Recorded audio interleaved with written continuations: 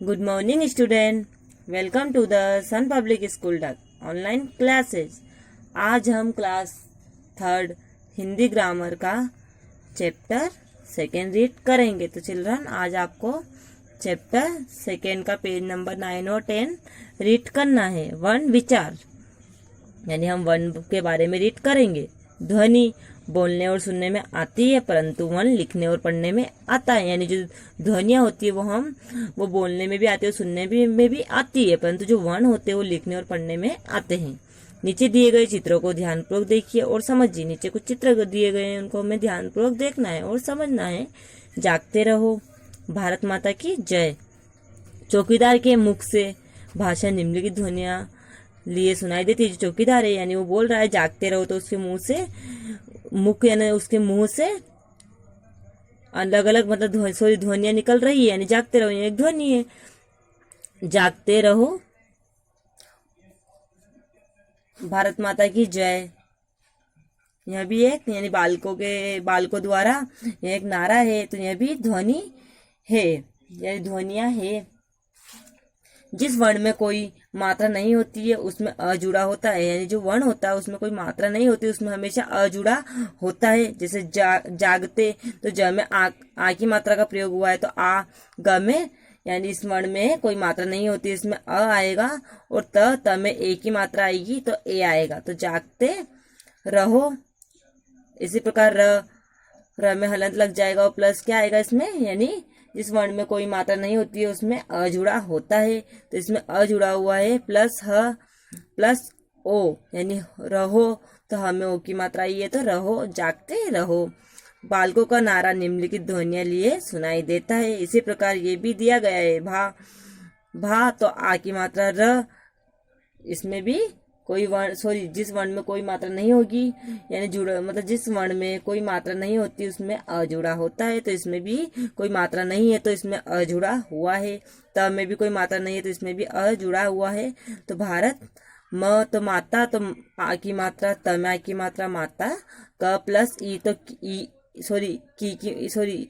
ई की मात्रा, जय ज प्लस अ प्लस य प्लस अ, तो जय, इसमें भी कोई मात्रा नहीं है, तो इसमें अ का प्रयोग हुआ है। भारत माता की जय।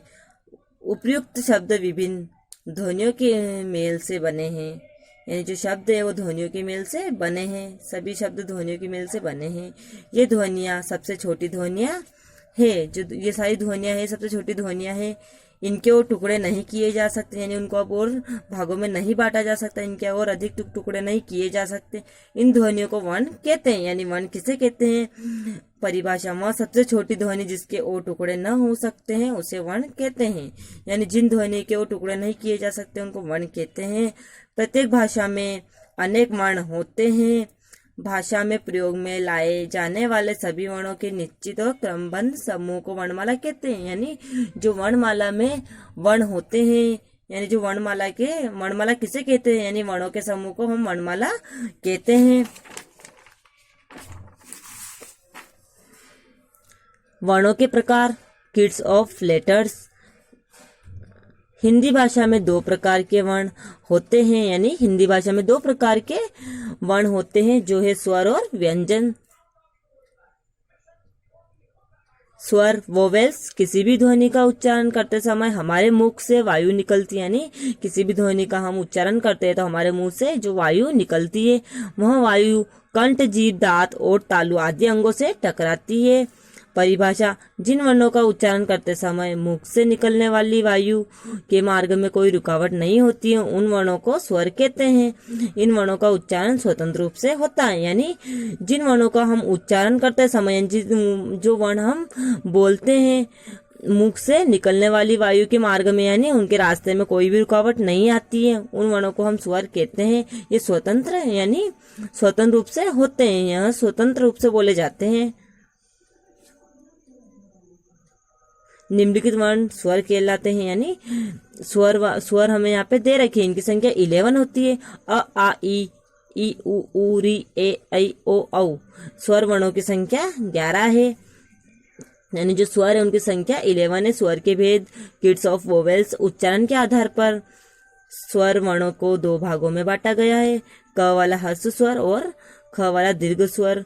ह्रस्व स्वर यानी शॉर्ट वोवेल्स, जिन स्वरों के बोलने में अन्य स्वरों की अपेक्षा कम समय लगता है उन्हें स्वर ह्रस्व स्वर कहते हैं। यानी जिन स्वर को हम बोलते हैं उसमें कम समय लगता है, यानी जो अन्य स्वर बोलते हैं उससे भी जो कम समय लगता है उसको ह्रस्व स्वर कहते हैं, यानी शॉर्ट वोवेल्स कहते हैं। इनकी संख्या 4 होती है, यानी इनकी संख्या 4 है। अ ई उ री। ख वाला है दीर्घ स्वर यानी लॉन्ग वोवेल्स, शॉर्ट यानी छोटा और लॉन्ग यानी बड़ा। तो जिन स्वरों को बोलने में ह्रस्व स्वरों की अपेक्षा अधिक समय लगता है उन्हें दीर्घ स्वर कहते हैं। इन स्वरों की संख्या 7 है। आ ई उ ए आई ओ औ। तो इस प्रकार शॉर्ट यानी इनमें कम समय लगता है और लॉन्ग्स में यानी अधिक समय लगता है। व्यंजन कॉन्सोनेंट। परिभाषा, जो वर्ण स्वरों की सहायता से बोले जाते हैं उन्हें व्यंजन कहते हैं। यानी व्यंजन किसे कहते हैं, तो उसकी डेफिनेशन, जो वर्ण स्वरों की सहायता से बोले जाते हैं उन्हें व्यंजन कहते हैं। व्यंजनों का उच्चारण करते समय मुख से निकलने वाली वायु के मार्ग में रुकावट होती है। यानी जब हम व्यंजनों का उच्चारण करते समय जो मुख से यानी मुंह से निकलने वाली वायु के मार्ग में रुकावट होती है। व्यंजन के भेद। Kids of consonant. उच्चारण के आधार पर व्यंजन 3 प्रकार के होते हैं। स्पर्श व्यंजन, दूसरा है अतिस्थित व्यंजन, तीसरा है ऊष्म व्यंजन।